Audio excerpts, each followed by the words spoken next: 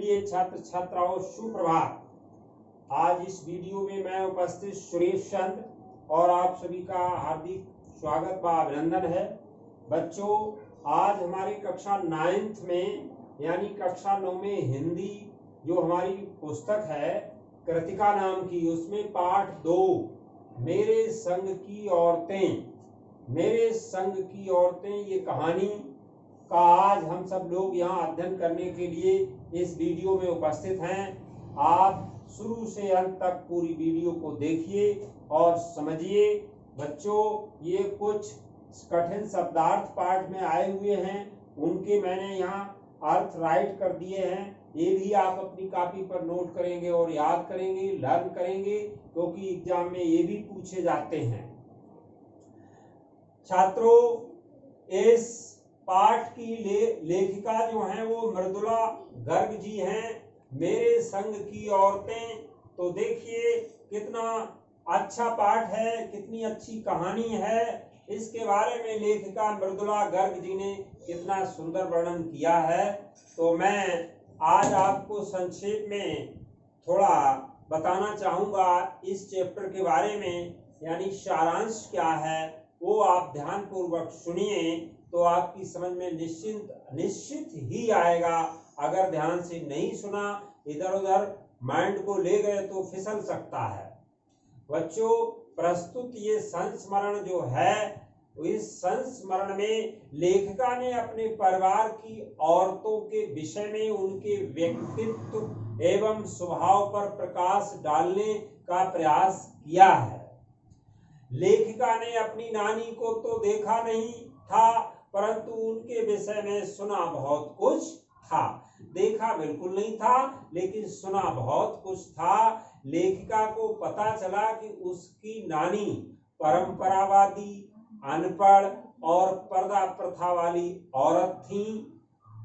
लेखिका के नाना ने शादी के बाद कैम्ब्रिज विश्वविद्यालय से बैरिस्ट्री की थी। बैरिस्ट्री कहते हैं बच्चों वकालत के लिए, बैरिस्ट्री कहते हैं वकालत के लिए। तो उन्होंने कैम्ब्रिज विश्वविद्यालय से बैरिस्ट्री की थी। वे विदेशी शान शौकत से जिंदगी बिताने लगे, पर नानी पर इसका कोई असर नहीं पड़ा, बिल्कुल भी असर नहीं पड़ा। नानी ने अपनी पुत्री अर्थात लेखिका की मां की शादी का जिम्मा यानी जिम्मेदारी अपने पति के मित्र स्वतंत्रता सेनानी प्यारेलाल शर्मा को सौंप दिया। देखो बच्चों, वो अपनी बेटी की शादी किसी साहब से ना करवा कर आजादी के सिपाही से करवाना चाहती थी, ऐसी सोच थी उसके मन में। आजादी की भावना, यानी उनके मन में आजादी की भावना कूट कूट कर भरी थी। लेखिका की मां की शादी एक स्वतंत्रता सेनानी के साथ हुई थी। दुबली पतली मां को अब खादी की साड़ी पहननी पड़ती थी। शरीर बहुत दुबला पतला था और उनको खादी की साड़ी पहननी पड़ती थी, जो उनके लिए असह्य थी। पिता तो खाली हाथ थे, परंतु मां की ईमानदारी, सुंदरता, नजाकत तथा निष्पक्षता आदि के भावों से सभी लोग प्रभावित थे।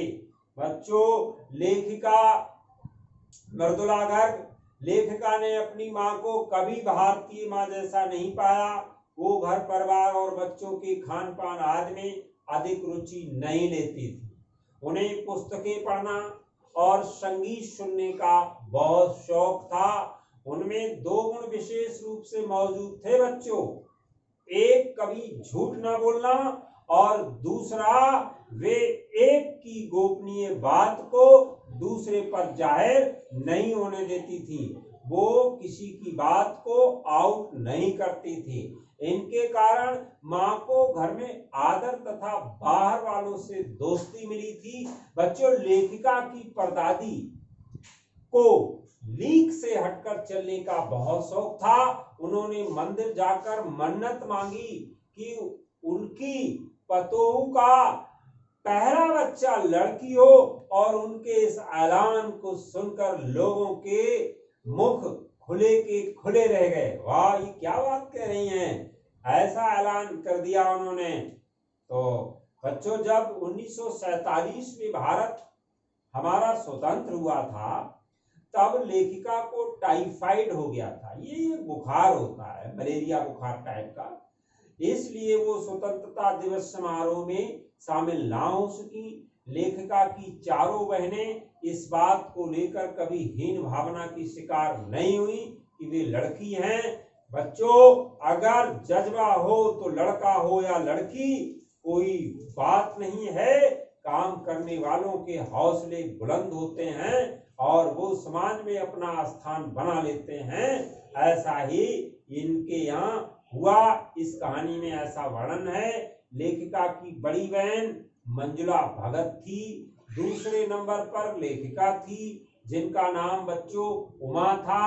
छोटी बहन, देखिए कितना सुंदर वर्णन है।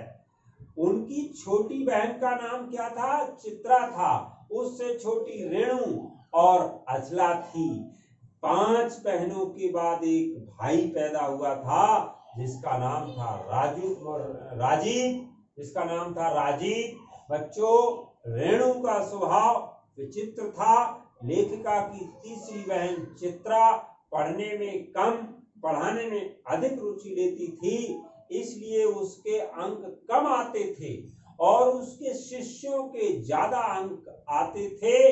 उसने अपनी शादी के लिए, बच्चों, उसके शिष्यों के ज्यादा अंक आते थे और उसने अपनी शादी के लिए एक नजर में लड़का पसंद करके ऐलान कर दिया कि वो शादी करेगी। तो उसी से और उसी के साथ उसकी शादी भी हो गई।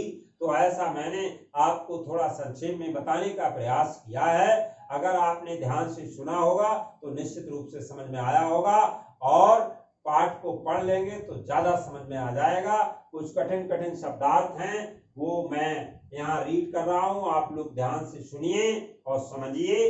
बच्चों, मर्म का अर्थ होता है रहस्य, पर्दांशी का अर्थ होता है पर्दा करने वाली औरत, और बैरिस्टरी का अर्थ होता है वकालत, रीत रिवाज का अर्थ होता है परंपरा, तरीके या ढंग, और मोजोर कहते हैं बहुत बोलने वाली, पेशकश कहते हैं पहल के लिए, शोहरत कहते हैं यश के लिए, और तिलस्म कहते हैं जादू के काम, रसनक भरी पागल युक्त, जुमला कहते हैं कहावत, और ममतालू कहते हैं ममता वाला, मुस्तैद कहते हैं तैयार। बच्चों, ये आपकी समझ में आ गए होंगे। इनको अपनी कॉपी पर नोट कर लेना और ये आप लोग याद भी कर लेना, एग्जाम में आते हैं। मैं समझता हूं ये सब समझ में आ गया होगा आपकी, सारांश भी, शब्दार्थ भी। अगर बच्चों ये वीडियो आपको पसंद आई हो, अच्छी लगी हो, तो लाइक और सब्सक्राइब अवश्य करें। बहुत बहुत धन्यवाद। फिर मिलते हैं अगले चैप्टर के साथ। Thank you very much.